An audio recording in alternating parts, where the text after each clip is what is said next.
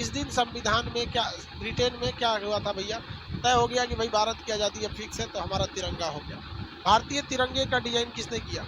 पिंगली वेंकैया ने किया। इसकी लंबाई और चौड़ाई में जो रेशियो रहता है कितना होता है आपको पता ही होगा, 3:2। लंबाई और चौड़ाई में रेशियो कितना होता है? 3:2। इसके बीच में अशोक चक्र है, एक नेवी ब्लू का कलर का क्या है, चक्र है, जिसमें कितनी तीलियां हैं? 24 तीलियां हैं। ये 24 तीलियां किसको दर्शाती हैं? ये 24 तीलियां हमें दर्शाती हैं कि हमें राष्ट्र निर्माण के लिए 24 घंटे अथक रूप से चलते रहना है। 24 घंटे हमारी देश का विकास होना चाहिए। इसलिए 24 घंटे को विकास को दर्शाने के लिए जो ATM 24 घंटे खुले रहते हैं और हफ्ता में 7 दिन चलते हैं, 24/7 इसे लिखा जाता है। 24/7, 24 आवर हम अपने राष्ट्र निर्माण के लिए बढ़ते रहें। हरा रंग हरियाली को, हरा रंग हरियाली, केसरिया बलिदान का, सफ़ेद रंग शांति के लिए। हम कभी किसी देश पे लड़ाई वगैरह नहीं करते हैं। हाँ, हमको अगर कोई मारेगा तो हम पूछेंगे, ये बात तो कंफर्म है। केसरिया रंग किसे दर्शाता है? बलिदान का दर्शाता है। कुछ लोग कहते हैं केसरिया नहीं होगा, कुछ लोग कहेंगे हरा नहीं होगा। अरे हमारा देश का तिरंगा सबसे बेहतर है। हरा क्या हरियाली कोई मिटा सकता है? केसरिया के आसमान और सूरज के रंग को कोई बदला जा सकता है? नहीं। तो देखिए हमारा जो है बलिदान का, केसरिया एक्चुअली किस चीज़ के लिए? बलिदान के लिए। हरा रंग किसके लिए? हरियाली के लिए। हमारा देश हरा भरा है भाई, मेरे देश की धरती। इसमें गलती कैसे कर देता है लड़का सब? हम बचपन में छोटे थे, तिरंगा बनाना था, तो हमने गलती से क्या किया, केसरिया को नीचे कलर कर दिया, ग्रीन को ऊपर कलर कर दिया। छोटे बच्चे हम लोग थे, 4-5 में पढ़ते थे, टीचर हमको समझाएं कि देखो बाबू ऐसा गलती नहीं करना। हम कहें कि सर हमारे दिमाग से उतर जाता है कि केसरिया ऊपर रहेगा, ग्रीन। तो हमको बड़ा प्यार से समझाए, देखो बाबू हरियाली जो होती है वो कभी ऊपर हरियाली थोड़ी होती है आसमान में। हरियाली जब भी आएगी तो नीचे रहती है, ज़मीन पे हरियाली रहती है। हाँ सर, इसका मतलब हरा नीचे रहेगा। और सूरज का रंग केसरिया होता है, वो कहाँ ज़मीन पर रहेगा, नहीं तो ऊपर रहेगा। तो छोटे बच्चों को ऐसे ही समझाया जाता है, हमने गलती कर दिया। हमारा झंडा रूल के हिसाब से आप सूरज निकलने से पहले अंधेरे में झंडा नहीं ला रहे हैं। सूरज निकलने से पहले अंधेरे में झंडा नहीं ला रहे हैं। यानी जब भी झंडा लहराना है तो जब सूरज निकल जाए, सूर्योदय की रोशनी में, सूर्य की रोशनी में हमारी झंडा का तोलन होना चाहिए, फ्लैग होस्टिंग एकदम। और जब सूरज ढलने लगे तो हमारी झंडा का अपमान न हो, अंधेरे में हमारी झंडा को कोई देख न सके, हमारे वीरों के बलिदान को, हमारी मिट्टी की हरियाली को जब कोई देख न सके, तो हम लोग को झंडा क्या कर लिया जाता है? सूर्यास्त के बाद उतार लेना चाहिए।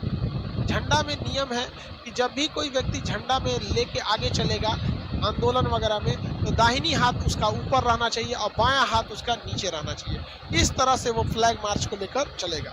यहाँ पे झंडा को इस तरह से, ये नहीं कि दाहिना हाथ कहाँ रहना चाहिए? ऊपर रहना चाहिए, राइट हैंड इस तरह से लेके वो मार्च करके चलेगा। अब जैसे मान के चलिए कि अगर सैनिक हैं, अगर हमारे देश के सैनिक हैं, तो सैनिक को परेड वगैरह लंबी दूर तक नहीं रहता। अब मान के चलिए किसी को आंदोलन करके लेके जाना है झंडा, तो उसे क्या करना है? अपनी गाड़ी पर झंडा सबसे ऊंचा रहना चाहिए। अगर आप किसी धार्मिक झंडे को इस झंडे के साथ लगाना चाहते हैं या भारत में रहकर किसी अन्य देश का झंडा लगाना चाहते हैं, तो कोई भी झंडा भारत के झंडा से ऊपर नहीं हो सकता। जैसे मान के चलिए किसी को अपना केसरिया झंडा लगाना है, किसी को हरा, किसी को लाल, किसी को गुलाबी, किसी को कुछ भी, तो वो इस झंडे से नीचे रहना चाहिए। हमेशा हमारे नेशनल फ्लैग का रेस्पेक्ट बना रहना चाहिए। हमारे झंडे से ऊपर किसी का झंडा नहीं रहना चाहिए, किसी को कोई दिक्कत नहीं। देश के अंदर अब पता चला अमेरिका में गए हैं, कहेंगे कि हमारे झंडा ऊपर रहेगा, तो भाई अमेरिका के लोग का देश वो अमेरिका है और वो अपना झंडा ऊपर रखे, तो ये तो बेवकूफ़ी हो जाएगी ना भाई। आपका नियम अपने देश में लगता है। अब एक चीज़ और ध्यान दीजिएगा, मान के चलिए रूस के राष्ट्रपति व्लादिमीर पुतिन भारत में आए, तो व्लादिमीर पुतिन जब भारत आते हैं तो बताइए उनके सामने उनका झंडा नीचे रखेंगे, हमारा झंडा ऊपर हो जाएगा, तो भाई उनको भी तो खराब लगेगा। हर व्यक्ति को तो अपना देश प्यारा होता है। तो जब कई सारे झंडे एक साथ लगे हों तो भारत का झंडा उस झंडे के दाहिने साइड रहना चाहिए। कहाँ रहना चाहिए? दाहिने साइड। मान के चलिए रूस अभी हमारा मित्र है, तो हमारा अपने मित्र को तो हम भी निराश नहीं न करेंगे। नेशनल भाई सबके लिए इक्वलिटी का बात है।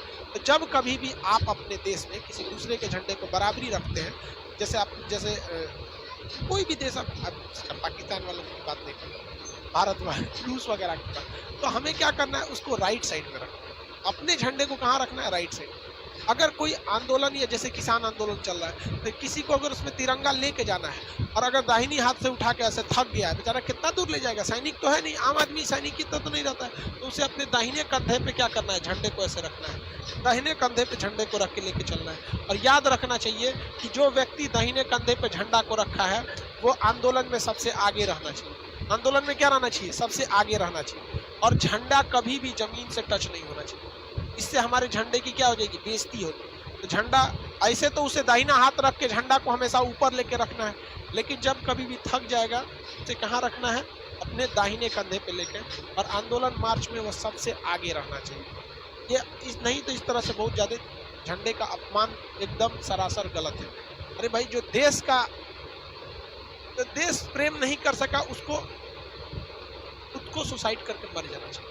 क्योंकि यार एक जानवर को भी अपने खूंटा से बहुत प्रेम होता है, जहां उसे बांधा जाता है ना उसे वो बहुत प्रेम करता है, वहां उसे गंदा नहीं करता है।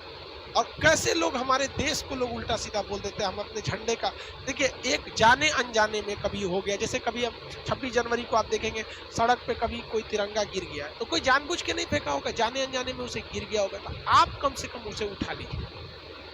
जो अपने देश का सम्मान नहीं कर सकता उसे नरक में भी जगह नहीं देना चाहिए, उसके लिए नरक से एक अलग नरक बनाना चाहिए, तो उसको मरक बनाए। उसको राष्ट्र चीज हमेशा आगे रहना चाहिए। लेकिन कभी कभी हमारे देश पे बहुत बुरा संकट आ जाता है, जब कभी भी देश पर बुरा संकट आता है तो झंडा को उल्टा लहरा दिया जाता है। भाई हमारे देश का झंडा सबसे अच्छा है, तिरंगा बातें अलग है भाई, हमारे देश के झंडा की सबसे बेहतरीन। पहली बार भारतीय झंडे को विदेश में किसने लहराया था, किसी ने कोई बता सकते हैं? जर्मनी के शहर स्टुटगार्ट में लहराया गया था 1907 में। किसने लहराया था बताइए? अंतर्राष्ट्रीय सम्मेलन में हमारा तिरंगा सबसे पहले किसने लहराया? मैडम भीखाजी कामा। एक सैल्यूट उस वीर महिला के लिए, भारतीय स्वतंत्रता की जननी कहा जाता है मैडम भीखाजी कामा को। तिरंगा झंडा लहरा दिया था 1907 में, जब हम गुलाम थे तब लोगों ने देखा कि भाई ये किसका झंडा है, तब पता चला कि भैया ये देश भारत का ये क्या है, झंडा है।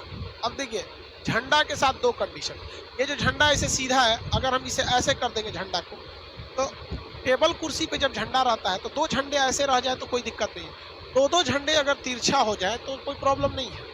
जैसे ये देखिए, अभी कोई दिक्कत नहीं, अभी कोई दिक्कत नहीं है, अभी कोई दिक्कत नहीं। लेकिन अगर हमारे राष्ट्रीय स्मारक जैसे सुप्रीम कोर्ट, राष्ट्रपति भवन, इस सब पे अगर जो झंडा सीधा लगता है वहां का झंडा तिरछा नहीं होना चाहिए। जैसे राष्ट्रपति भवन का झंडा है, अगर इस झंडे को इस तरह से झुका दिया गया तो समझ जाइएगा कि देश का बहुत बड़ा क्षति हुआ। राष्ट्रीय शोक अगर होता है, दुख दर्शाया जाता है कि ऐसा दुख जो पूरे देश को लगा है, तो उस पर राष्ट्रीय झंडा झुकना चाहिए।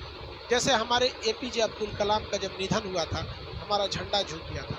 हमारे पूर्व प्रधानमंत्री अटल बिहारी वाजपेयी जी का जब निधन हुआ था, हमारा झंडे को क्या किया गया था, झुका दिया गया था। तो जब देश को एक अभूतपूर्व एक बहुत बड़ी क्षति हो जाती है, कोई बहुत बड़ा देशभक्त या बहुत बड़े व्यक्ति की जब निधन हो जाती है, राष्ट्रीय शोक मनाने के लिए, ये दिखाने के लिए कि हमारा पूरा देश आज शोक में डूबा हुआ है, हम अपने झंडे को क्या करते हैं, झुका देते हैं। अब एक होता है उल्टा झंडा।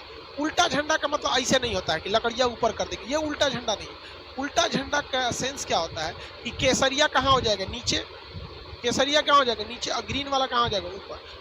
उल्टा झंडा का मतलब होता है कि हमारे राष्ट्रीय शोक है, मतलब कोई विकट परिस्थिति आ गई, भयानक भूकंप आ गया हो, भयानक कोरोना कंट्रोल के बाहर हो गया है, त्राहिमाम त्राहिमाम हो गया है, कोई बहुत बड़ा जल सैलाब आ गया है, बहुत भूकंप टाइप का कुछ या सुनामी टाइप का कुछ आ गया है, राष्ट्रीय संकट आ गया है, तब हम अपने झंडे को क्या करते हैं, उल्टा कर देते हैं। अपने झंडे को क्या करते हैं, उल्टा करते हैं। भगवान न करे कभी हमारे देश पे ऐसा संकट आए, हमारी भारत माँ का झंडा हमेशा लहराता रहे, शान से एकदम यहाँ पर। राष्ट्रीय शोक जो है भाई हमारे देश में कभी कभी तो होते ही रहते हैं, जैसे साइंटिस्ट जो अब्दुल कलाम, अटल बिहारी वाजपेयी, ये लोग हमारे, इनका गुजरना हमारे लिए भाई साहब एक बहुत बड़ा क्षति है। भगवान न करे हमारे झंडा कभी उल्टा